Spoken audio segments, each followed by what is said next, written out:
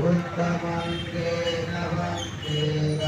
सङ्गं चरिविदुत्तमं सङ्गो योगरिगो दोषो सङ्गोगमधुतं मम सङ्गं यावनीमानपर्यन्तं शरणं गच्छामि एवं मूर्खं शरणकानं धम्मं सङ्गं च भीकरो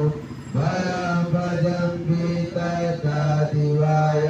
लोभं सोनकेशादि जनसारापरितेन दीवेन धमगंसिन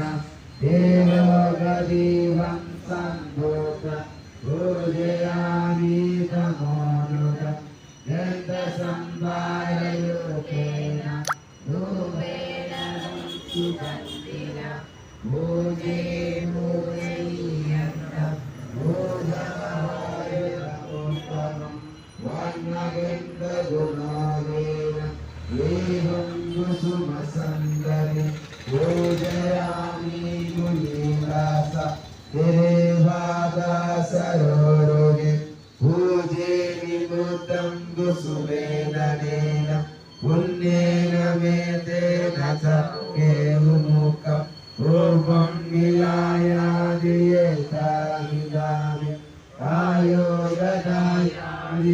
आयोगदायादिविनाशभावं निरोधसामपरितो भूतविदो निखिलितो भगवतो अरगतो समासंगुगच्छ विनादीपेन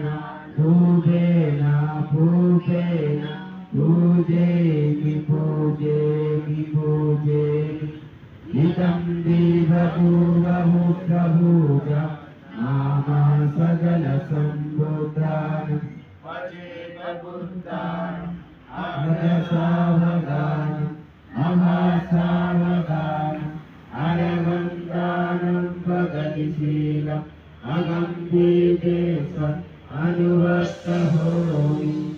इमानि भूतानि यन्नेन विसुगन्धं गन्धेन विसुगन्धं सङ्गेन विसुगन्धानि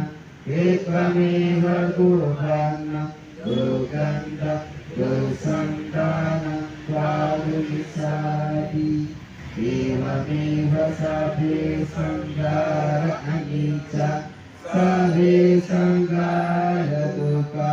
सभे धम्मा अनात्तनि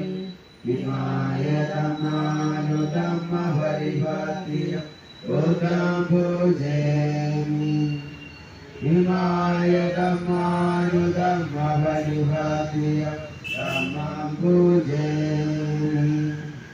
इमाय धम्मानुधम्मपरिवर्त्य संघं पूजयामि वन्दामि सेव्यं सर्वदानि सुपरिचितं शरीरिगतातु महाबोधि उदरूपं सकलं सदा नमो तस्सा भगवतो अरहतो सम्मा सम्बुद्धस्सा।